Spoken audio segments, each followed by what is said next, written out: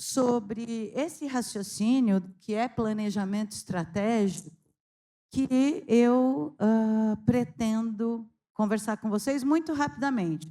Até porque o Cauê, ele é uma pessoa cruel, ele tem essa cara fofa, mas ele é uma pessoa cruel. E ele me deu o desafio de falar de planejamento estratégico em meia hora. E eu legalmente aceitei. Olha eu aqui. Então, vamos lá. Eu vou tentar fazer só uma introdução do raciocínio mesmo, sem grandes pretensões da gente ter muitos desenvolvimentos, mas, especialmente, eu não estou mexendo em nada, galera. Quem que está aí na mesa? É o Gildo. Posso ir, Gildo? Pode pôr aí na tela cheia, Ctrl L, sei lá eu. E vamos embora.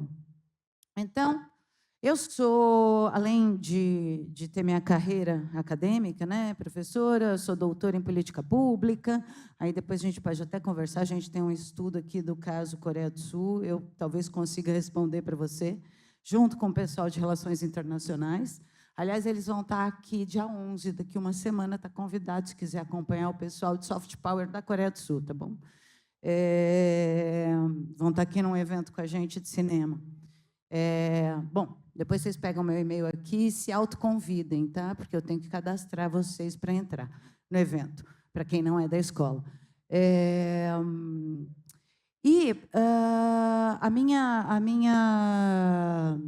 Meu percurso dentro das artes, não só do audiovisual, das artes como todo, é como estrategista. Eu sou estrategista dos negócios da arte.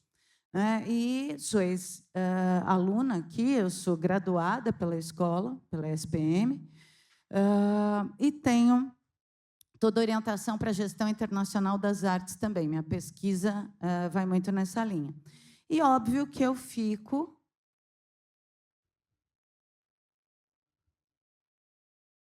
o passador não está funcionando. Tá bom, Gil.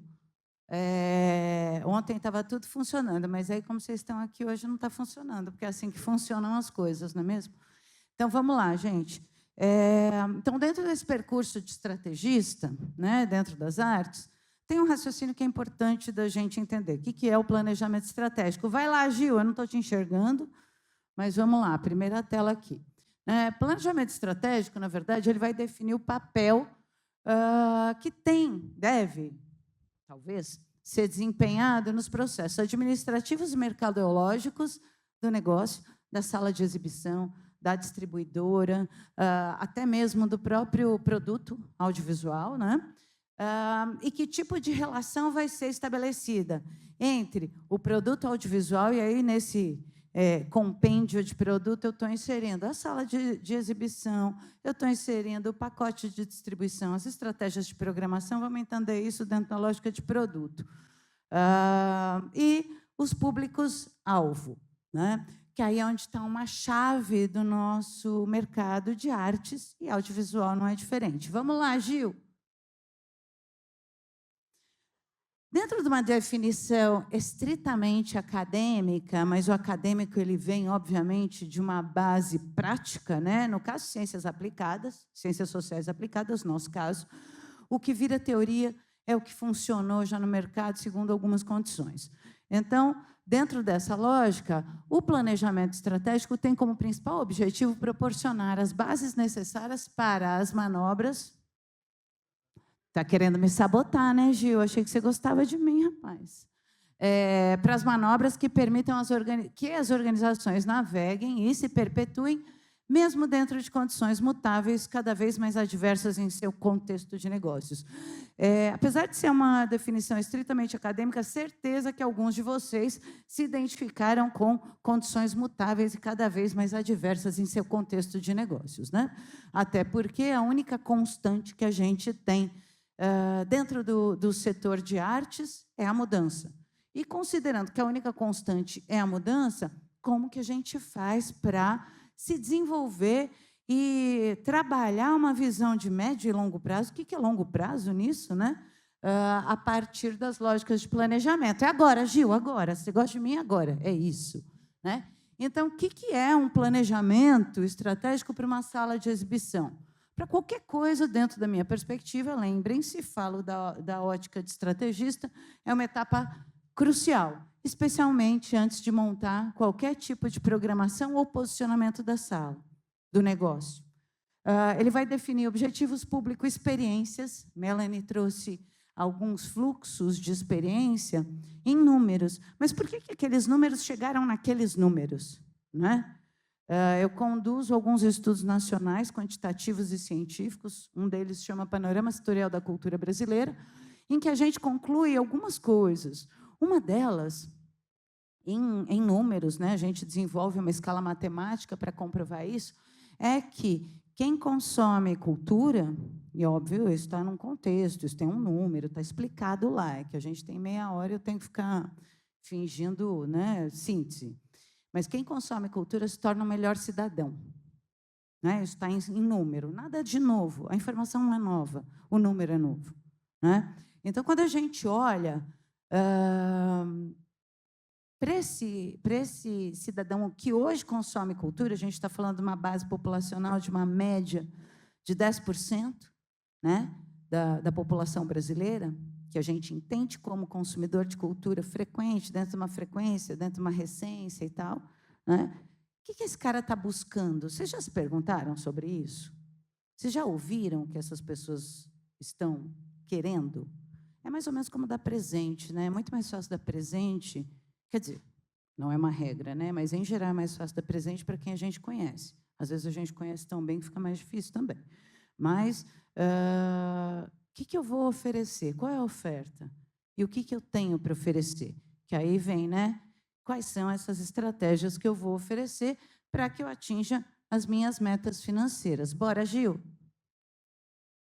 Ou seja, o que eu estou dizendo? Planejamento estratégico não é, vai, Gil, documento engavetado.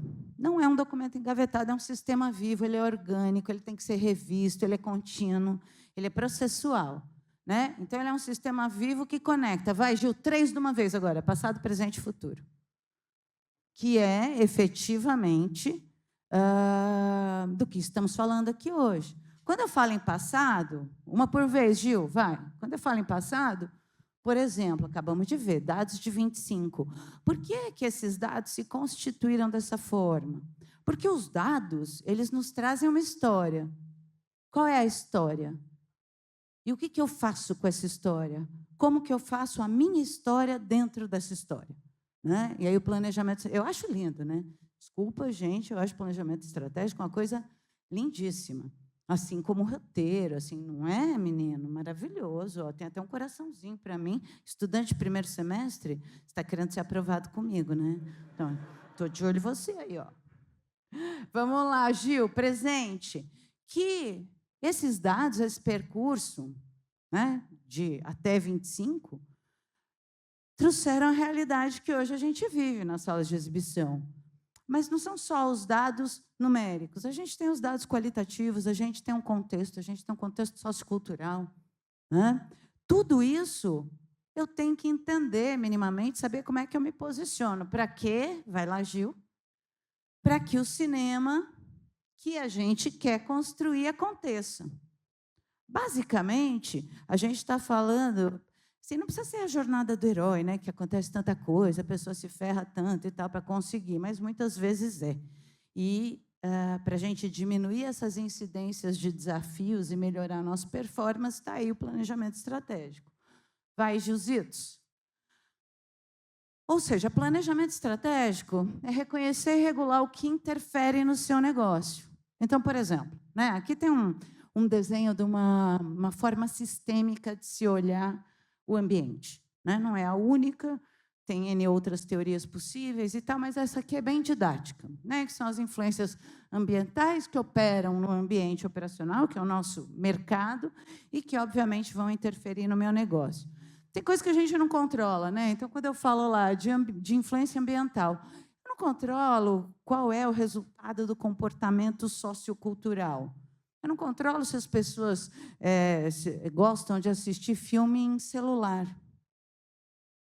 Eu não controlo se as pessoas que estão indo ao cinema querem assistir no celular. Eu não controlo se as pessoas dentro do cinema ficam entrando e saindo.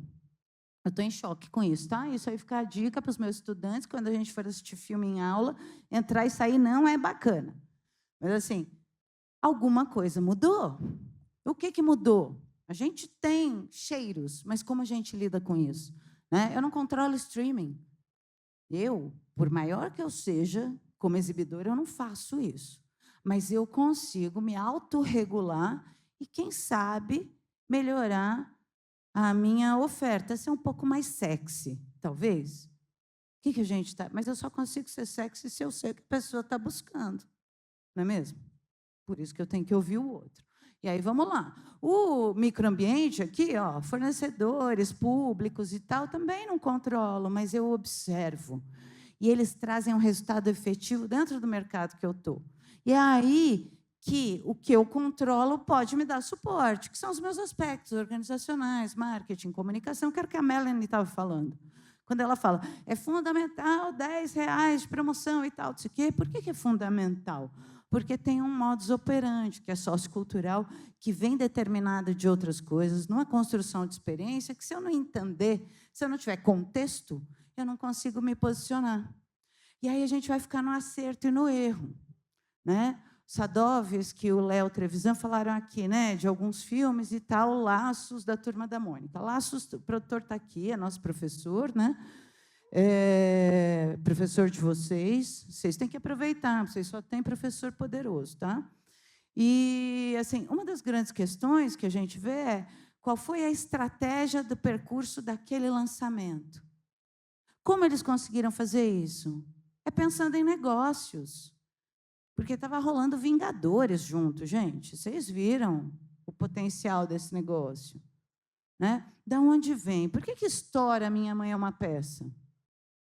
Não é para ficar... Conversa de boteco, beleza, a gente pode ter, mas não é essa a ideia. Eu preciso entender para propor, certo? Tudo bem? Que é muito isso que a gente tem feito em sala de aula. Vamos lá, Gil.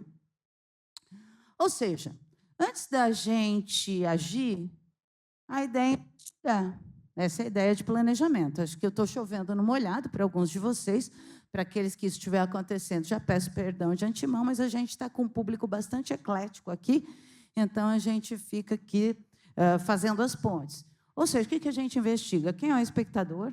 Quais são as dores desse espectador? Por que o cara não sai de casa? Por que depois da pandemia isso ficou pior? Como que isso está acontecendo? Ele sai de casa por quê? Eu fiz uma pesquisa em 2014 para tentar entender por que os caras saíam de casa.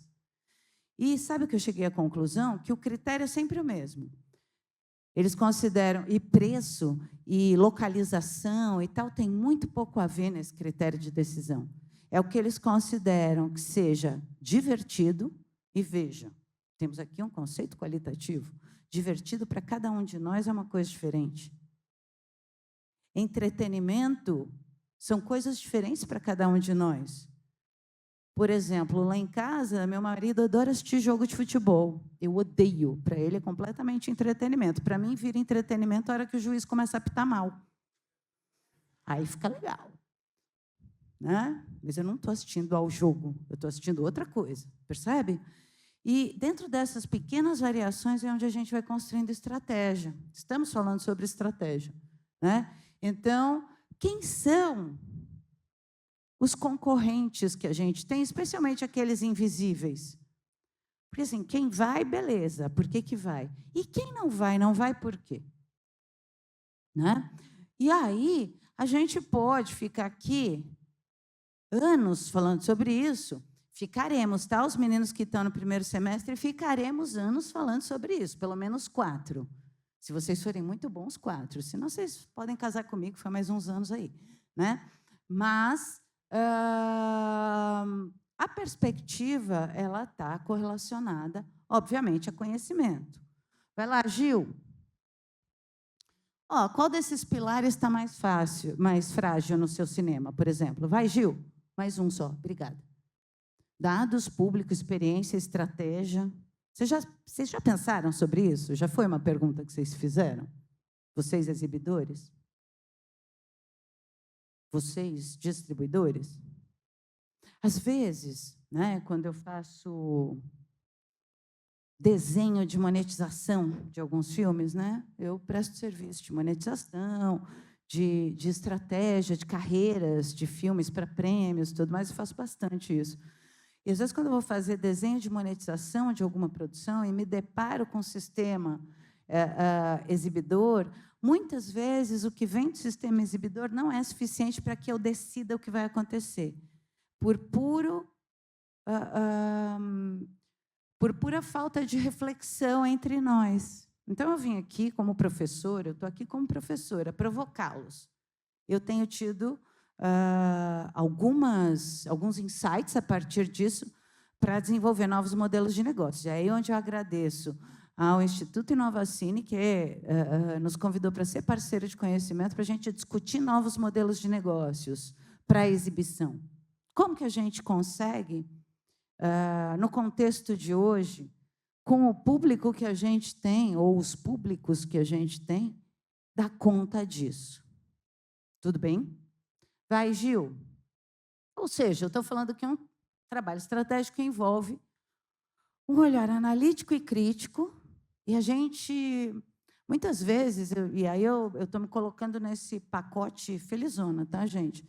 A gente fica muito no problema do dia a dia, na operação, e quando a gente se afasta e olha criticamente, a gente consegue perceber que aquilo poderia ter sido evitado, aquele tanto de operação, né? E que as nossas rotinas e cotidianos muitas vezes nos impedem, né? Especialmente sobre as esferas que estão envolvendo o nosso negócio. Numa síntese bem síntese mesmo, o planejamento estratégico vai nos trazer essa perspectiva, né? Vai lá, Gil. Ou seja, não é muito... Gente, desculpa, que é meu lado infantil, tá? Eu adoro esse bichinho. Mas não é muito diferente quando a gente fala de um médico ou de um detetive. Eu vou começar pelo médico. Alguém fica confortável quando vai ao médico? Ele olha para você. Aliás, isso é corrente entre nós, né? Você vai ao médico, se for para pronto-socorro, então é muito pior, né? Porque com certeza você vai ter virose, né? Não precisa nem ir que você já tenha o diagnóstico. Ele olha para você e fala, virose. Alguém fica confortável com esse tipo de diagnóstico sem uma anamnese confortável? Não, não. Mas a gente faz isso, não faz? No mercado de negócios? A gente faz, vamos lá, a gente faz isso. A gente não faz uma boa anamnese, mas a gente conclui, claro, tem o nosso percurso, tem a nossa trajetória que nos auxilia, mas a gente ainda precisa estar um pouco mais atento ao que vem acontecendo, que escapa da nossa percepção, não é? E eventos como esse são incríveis. Também não é muito diferente do detetive. Ele está aqui só porque ele é bonitinho, tá, gente? Vai lá, Gil. Em ambos os casos, e, obviamente, né, em estratégia, o processo é o mesmo. A gente levanta informação, entende o contexto. Por isso que eu acho interessante quando eu ouço o Léo Trevisan falando. Vocês gostaram da fala dele? O cara é muito impressionante, né? Ele amarra as coisas de um jeito, né? E aí, junto com o Sadovski, que voltou, estou de olho nele aqui, ó, parceiraço. Você está me devendo. A gente consegue começar a entender as múltiplas camadas, ou seja, eu estou entendendo um contexto daquelas informações que eu estou recebendo, eu preciso entender isso. Quem são esses envolvidos? E aí a gente tem condição de fazer o diagnóstico. E olha só a boa notícia, a gente tem ferramental para isso, a gente tem uma série de instrumentos que nos apoiam nesse sentido. Gil, vai. Diagnóstico claro, portanto, é fundamental e ele interfere diretamente no nosso processo. Sim, isso daqui é um processo de planejamento típico, bem sintetizado. Problema de negócio, meu objetivo. Do problema a ser enfrentado em diante, tudo interfere se eu não tiver um diagnóstico claro. E aí, olha só que coisa doida, né? Quando a tática não é pensada em função de tudo isso, pode até ser que o resultado de uma açãozinha funcione, mas qual é o conjunto que vai funcionar e quanto vai funcionar? Qual é o melhor investimento de tudo isso? Eu só consigo pesquisar entender e responder isso a partir de uma determinada dinâmica de entendimento, de informação, de planejamento. Vai lá, Gil. Aí, olha, esse como fazer isso, eu vou pular por quê? Porque no final da apresentação tem um QR Code para vocês baixarem. Tem lá um monte de passinhos e sugestões e tal, nada muito, é bem elementar, é uma apresentação, tá, gente? E depois, qualquer coisa, eu estou à disposição no e-mail para a gente ir. Então, vai lá, Gil, vamos pular. Os verdinhos, pula os verdinhos. Muito bem. Essa é uma das ferramentas, né, que a gente utiliza, e ela na verdade, ela desemboca ali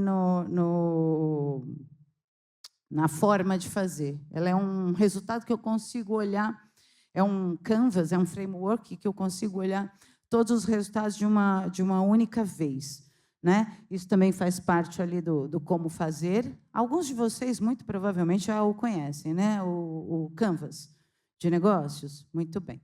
Vamos lá, gente. Vai, Gil. Ou seja, eu estou dizendo o seguinte, estratégia é fazer escolhas. Que tipo de escolha? Pode ir para a próxima, Gil.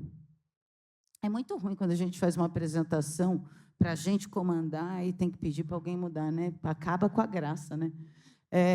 Para vocês. É escolher qual é o problema.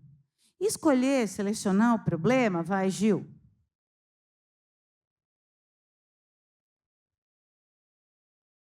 É uma tarefa complexa. Todo mundo tem problema e a gente costuma fazer lista de problema. Quem não faz lista de problema aqui, hein? Olha que...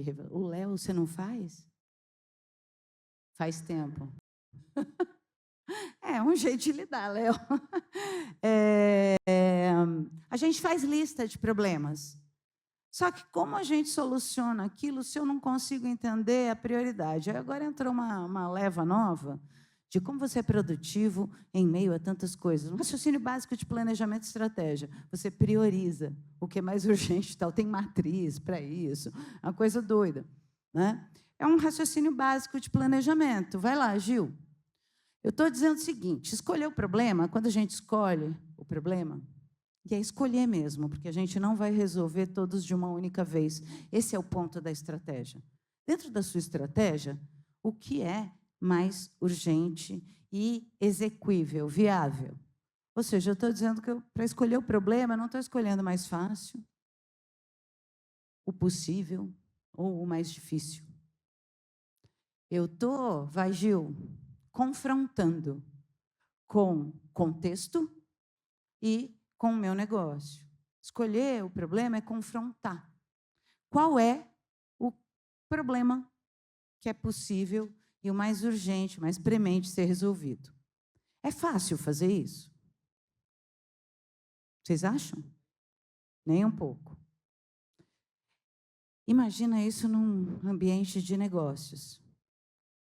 Não, Deus me livre, não. Você está estudando aqui, menino. Resposta errada, primeiro semestre. Vamos lá, estou de olho em você, vai ser meu aluno em sala de aula. De novo, volta e responde de novo. É fácil fazer isso no ambiente de negócios?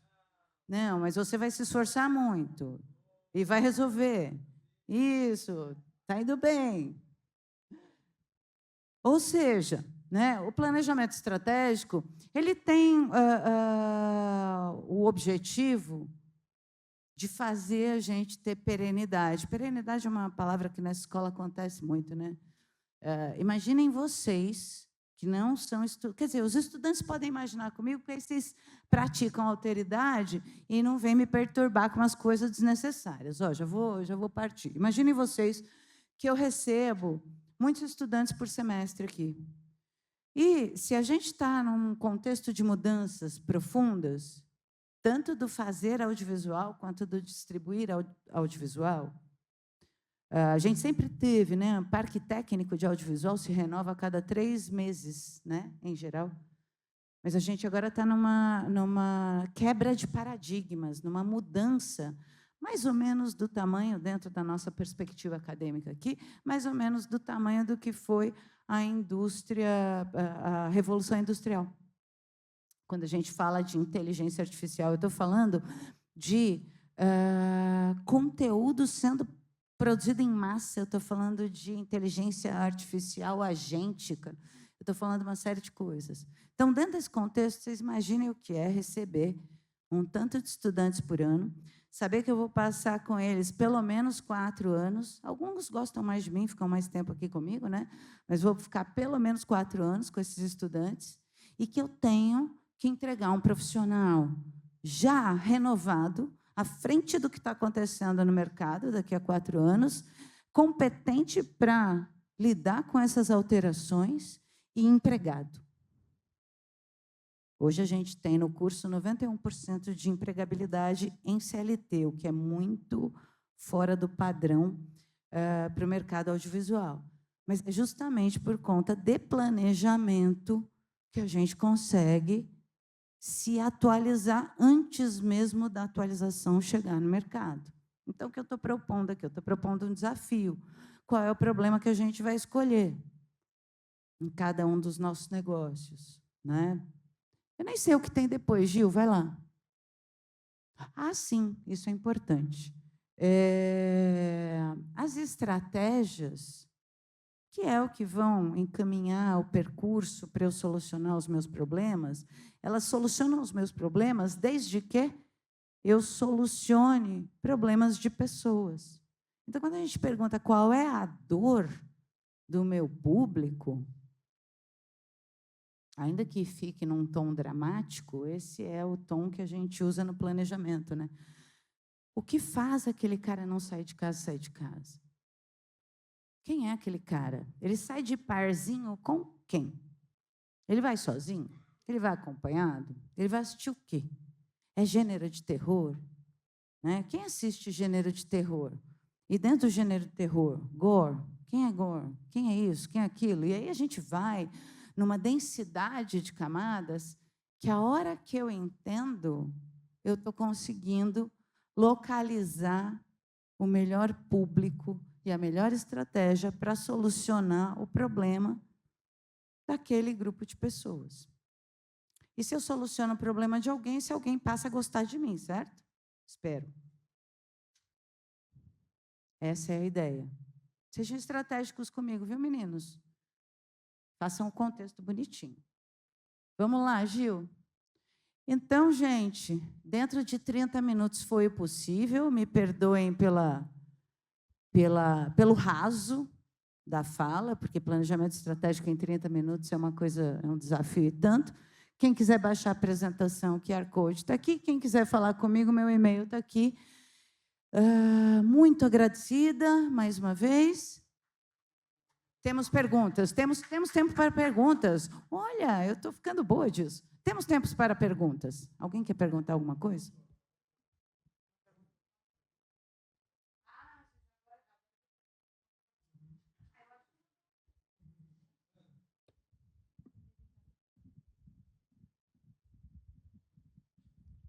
Oi, Gisele. Oi, amor, se apresenta para a galera. Meu nome é Luca, eu sou do 7º semestre de cinema. E minha pergunta é relacionada à reabertura do Cine Copan, que eu estava vendo, eu ainda ia ler melhor sobre, mas eles estão com uma proposta diferente, um novo modelo, e eu queria que você falasse mais sobre isso. Do Nubank, né? É. Sim, patrocínio do Nubank. Olha só, eu não... Estou te olhando. Eu não consigo ainda falar muito sobre isso. Eu tenho um conhecimento médio do que está acontecendo lá, não trabalhamos com eles, né, nesse sentido. Ontem eu e o Márcio, gente, é nosso professor de distribuição, além de análise de gêneros, né, jornalista de formação. Eu e o Márcio, ontem, a gente estava começando uma discussão sobre isso. Né? Por que será que eles estão vindo com um modelo? Né? Para mim é bastante claro. Tem aquela relação com o que está acontecendo na sala de cinema. A gente tem discutido isso nas salas de aula, né? Vocês vão para o cinema, vocês vêm. O que a gente tem visto hoje na sala de cinema, enquanto está rodando o filme? Um comportamento diferente, é celular, é entra e sai, o que mais?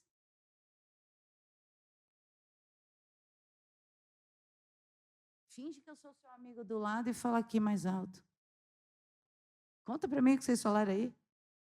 Não? O que mais? O que mais está acontecendo na sala de cinema? É gente fazendo live é muito bom, né, May? Gente fazendo live, o cinema lá rolando, e a pessoa lá na live fala assim, eu estou aqui, e tem mais tantas pessoas e tal, não sei o quê. Gente fazendo live.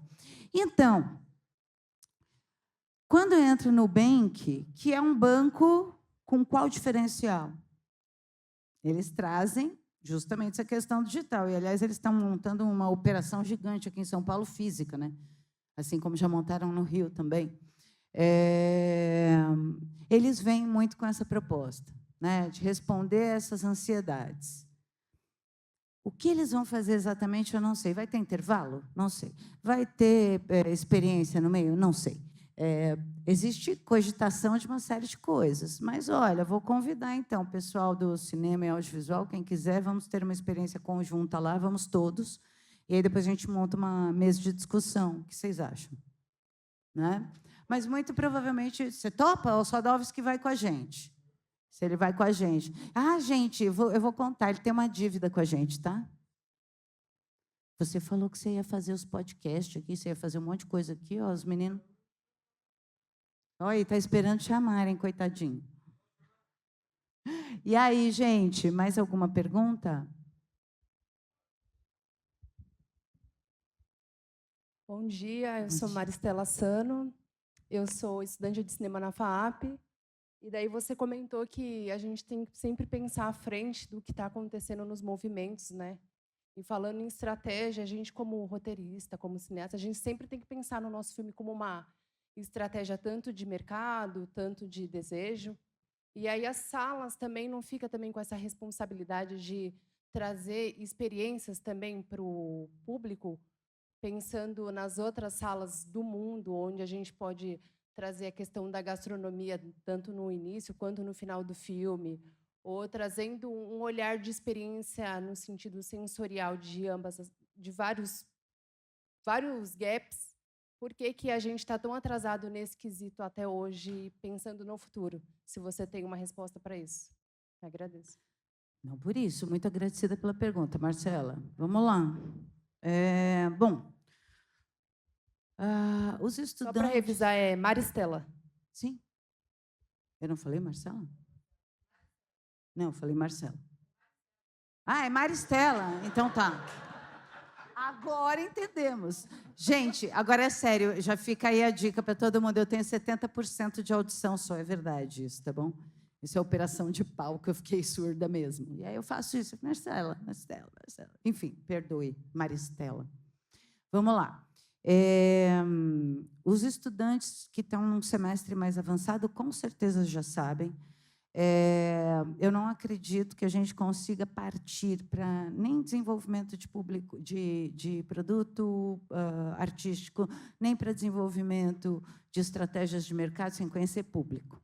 Tá? Para mim, o público é a chave para todo esse percurso, inclusive chegando no distribuidor, que é onde, né, a gente está aqui discutindo.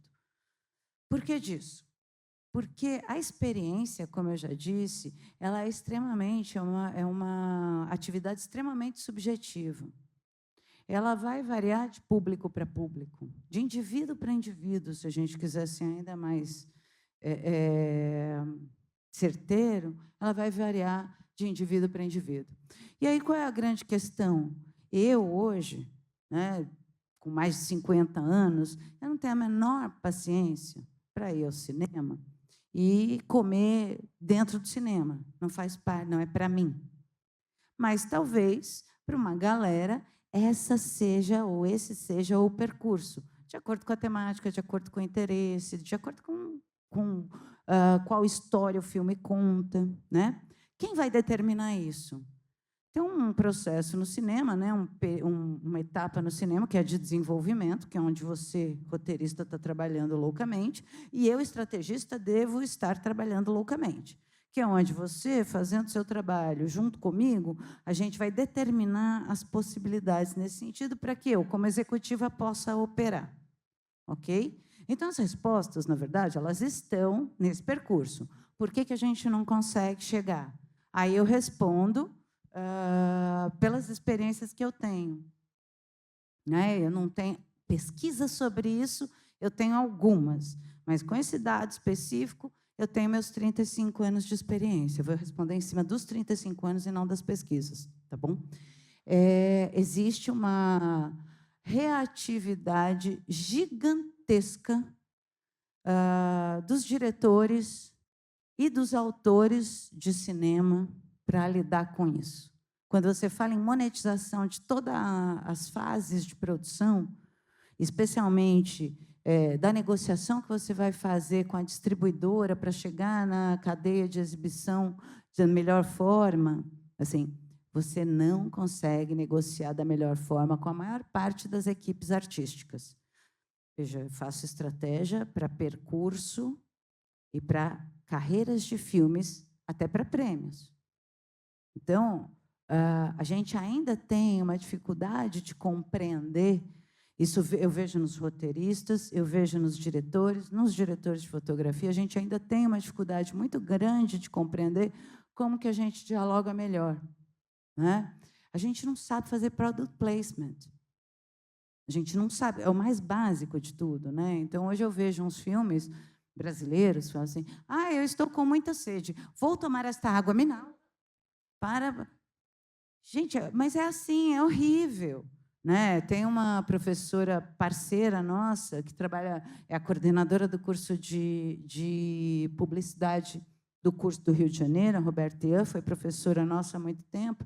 A gente estava rindo loucamente, talvez de nervoso, né, nós duas, quando veio aquela cena do remake de Pantanal, em que a Juma entra num banheiro, ela sempre tomou banho no rio, a vida toda. A vida toda tomou banho no rio. Ela entra no banheiro e tem lá, né, da Natura, o shampoozinho, o condicionador, a máscara para cabelo. Ela usa perfeitamente tudo.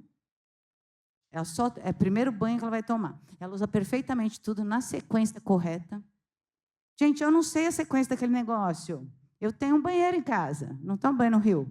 Assim, como é que ela sabe essa sequência? Então, a gente ainda não aprendeu essa linguagem. Eu presto mais serviço para fora do Brasil do que no Brasil. Porque a gente tem ainda uma interferência nessa perspectiva. Teve um dia que eu escrevi uma mensagem para o Sadovski, porque ele escreveu uma matéria falando de remakes, falando de franquias, falando de uma série de coisas, e falando algo que eu acredito muito, que a gente tem que trabalhar com propriedades intelectuais fortes, e que a gente ainda tem um receio, a gente ainda tem... Né, ele apresentava, isso tem uns 6 meses, 7 meses, eu acho, mais um ano, talvez, sei lá. Ele apresentava um pouco dessa reação. Né? Quando eu falo que eu sou estrategista das artes, sim, há 35 anos era pior, né? Eu era pessoa das artes nos negócios, então era artista. Aqui na escola ainda me chama artista lá, né? Escola de negócios, né? E nas artes eu era a mulher do capital, um pepino. Né? Eu fiz desse não lugar um lugar de diálogo, que foi onde eu consegui construir essas coisas. Mas enquanto a gente não ouvir e não trocar, nós não vamos resolver. Então, para mim, porque a gente não consegue, está exatamente na cabeça de quem faz. Né? Isso eu não estou falando só do audiovisual, estou falando de todos os sistemas de arte. Né? Se vocês quiserem, um dia a gente monta uma palestra, tem uma pesquisa histórica que explica por que o artista chegou nesse lugar, que vem lá da Idade Média, e que confunde a arte com algo sagrado. E o que é sagrado não está socializado, não faz parte do nosso cotidiano. Não precisa comer, não precisa beber, né? Sagrado. Não está economicamente viável, né? Eu não vou vender meu produto. Gente, Michelangelo, tá lá, vai estudar o que o cara fazia, né? Se não vai vender, então vai viver de quê? Então, essas lógicas que foram institucionalizadas, inclusive por movimentos academicistas, tipo Belas Artes, lá na Royal Academy, em Londres e tal, elas nos atrapalham muito nesse diálogo do fazer artístico com o fazer arte de negócios. Tudo bem? E a gente consegue chegar em alguns... Está aí a Sílvia Cruz, que não nos deixa mentir, não é mesmo? Saiu dessa escola.